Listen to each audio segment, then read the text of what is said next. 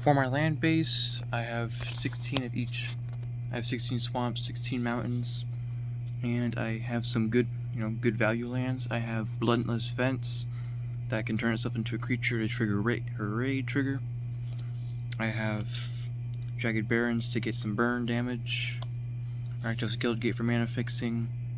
Trainway Station for mana fixing as well. Also, you can sacrifice it for card draw in the late game. These two can enter untapped, which is really good. And Rakdos Carnium, just because it's really good. I have split all my cards into a couple groups. I have removal, general value cards, because they don't really fit any things. Sack outlets, card advantage, like buffs, basically. Strengthening out my commander so we can get bigger creatures out of the graveyard. Burn, sacrifice matters, and enters/leaves the battlefield triggers. For our first category, we have removal. There's not a lot of removal in this deck because we have a lot of burn that can target creatures. Our biggest problem for this deck is, like a lot of artifact removal. Stax Night Stalker, he can get really big every turn. We're almost always sacrificing creatures or a permanent or something, so he gets bigger on my end step every time. And I can pay 3 and sacrifice him at instant speed to basically just kill a little small guy. And he's 1 mana, so no matter how small my commander is, I can always bring him back. Bone Splinters lets me sacrifice a creature to destroy a creature. Pretty simple. Cursed Marauder basically just lets me wipe the board a little bit, clear some space. Fleshbag Marauder basically does about the same thing, just a little more mana expensive. Deep Cavern Bat to help prevent any enters triggers or casts triggers. And Severed Strands to gain some life, because there's not a lot of life gain. And I guarantee you'll be the biggest problem at the board. Next I have Burn. So a couple ways I have Burn in this deck is when this creature dies, it deals 1 damage, like Footlight Fiend. I have a couple other things like Zayawa, and there's another card in here that does about the same thing. On my end step, if I descended, which I do a lot, each opponent may discard a card or sacrifice a permanent. If they don't do either, I do some burn damage. Sauron, not only does he let me steal a guy for a turn, I can also just do his ability a bunch of times, make people lose a bunch of life. And here's our first damage doubler. Angrath's Marauder, 7 mana 4/4. If a source you control would deal damage to a permanent or player, it deals double the damage. Witty Roastmaster, because we're going to have a lot of creatures entering. Perforating Artist. We're triggering raid almost every time, and does this about the same thing as Zayawa. Over here, Axonil. Basically, any of our little pingers turn into 4 damage, which can do quite a bit, so pretty good. Twin Flame Tyrant, pretty obvious, doubles damage. Nothing else really to say there. Judith Scourge Diva, we have a lot of non-token creatures dying, so we always get to do a little bit of ping here, ping there, get that damage. Fanatic of Mogus, we have a lot of red cards, so put him in there. He can deal when I usually play him, he does about 6-8 damage. Not a lot, but still definitely does something. Fanatical Firebrand, sacrifice himself to get those descend triggers, pretty good. Scytheclaw Raptor for any of those pesky blue players to keep countering your spells. 4 damage straight to them. Goblin Arsonist does the same thing when he dies, does 1 damage. Star Athlete, he wants to attack so he can trigger my raid constantly. And non-land permanents, or the 4 damage. His Blitz cost is in there. He's only 3, that's what you should notice. Sure, the Blitz is 4 mana, but all you have to do is get Alesha's power up by 1, which is pretty easy, and just bring him back every turn. Fuming Effigy, creatures are leaving the graveyard quite a bit, so deals some extra burn damage. Tectonic Hazard, just to deal some small pingers. I usually play with O'Hare Axonal as much as possible, because I want to deal 4 damage to everything. Next category is Enter/Leaves the Battlefield triggers. There's only a couple of them. Probably should add more here soon. I have Wriggling Grub to make some small tokens, widen out my board. Solemn Simulacrum to ramp and give a little bit of card draw.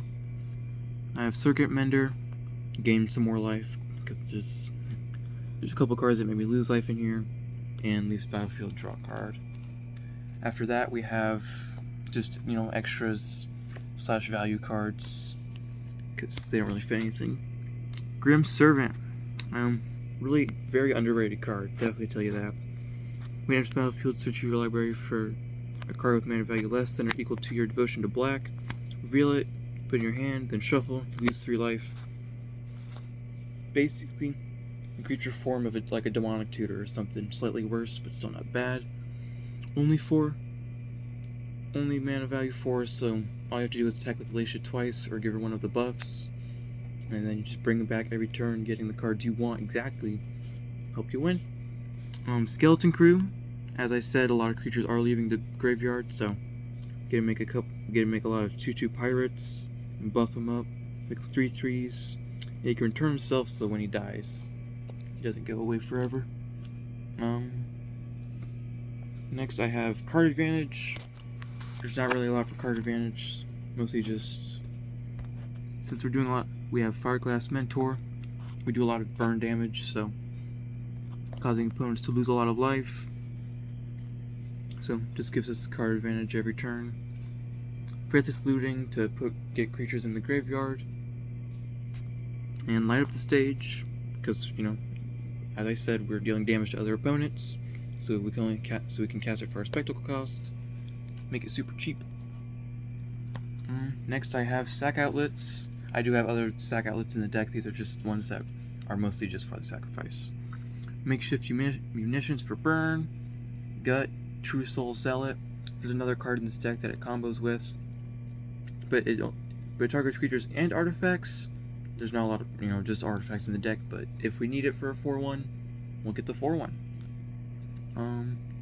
Novice Dissector can make our commander super big and not even have to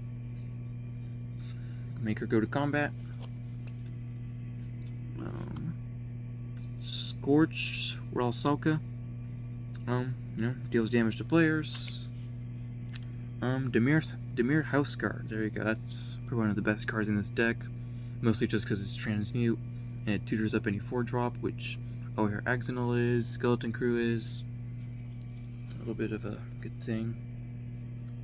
Village Rites, I probably should have put that in the card advantage, but Sack Outlet draws you 2 cards. Ravenous Amulet draws me cards, sacrifice creatures, and near the end of the game I might have like 10 or 12, however many counters on this. Sacrifice it, deal a bunch of damage to the board. Second to last category, Sacrifice Matters. Mayhem Devil, we're sacrificing permanents all the time, and it doesn't only trigger for us. Pretty good. Logomos, he cares about a lot of multiple creatures dying, and he does trigger with Gut. So what you'll do is, on combat, you'll make a 2/1, and then you'll sacrifice said 2/1 to Gut to make a 4/1 with Menace. Pretty good. And he can tap Search Your Library for a card, so another tutor in the deck. Skitterer Precursor ramps you, say pretty good card. Toltanaz makes more tokens and makes those rats get Death Touch. Forge Boss deals burn damage, I just like it. Mahadi, sometimes we're killing other people's creatures so we can make a lot of treasures, help us ramp. He's definitely carried a couple of games I've played. Jury can deal a bunch of big boom damage. Garna, we're attacking creatures so we can draw cards. If not, we burn. Falconwrath Noble, because we're killing a lot of creatures. gain a bunch of life. Body Dropper, kind of a sack outlet, but not too much of a sack outlet, but we're mostly here for his first ability, makes him really big so we can, swing out, have him not die. Pitiless Plunderer, makes treasures. And for our final category, we have, buffs, protection. Battlesong Berserker, give our commander, menace. Scales of Shale, make her indestructible, and we do have a lizard in the deck, so it's only 2 mana sometimes. Molting Snakeskin, regenerating her, kind of a weird mechanic, but still saves her. Fungal Fortitude, same thing. It's Ollie's favorite, gives us a little extra spell, and since a lot of our cards are mana value 3 or less, get a free one. Ambitious Assault, just overall buff on the board, and can be a cantrip when her commander is modified. Deviant Glee gives Alesha a buff, and sometimes can give her trample. Sometimes, I guess there's an alternate way to win through Voltron, but that's not the main point of the deck. Infernal Scarring, we can put that on another creature, draw a card, but most of the time we'll just put it on Alesha. When she becomes the target of an ability or something, just sacrifice her. Swiftfoot Boots, just to protect Alesha and give other creatures haste. Oblivion's Hunger does about the same thing as that Scale of Shales. Give her indestructible and could be a cantrip. Chainsaw, we have a lot of creatures dying and can make her super big. And Taste for Mayhem. So just gives her +2/+0, and as long as I'm hellbent, she gets +4/+0. And that is all the cards I have for today for my deck tech. Thank you guys for watching. Make sure to like and subscribe if you like this content. And I will see you guys later.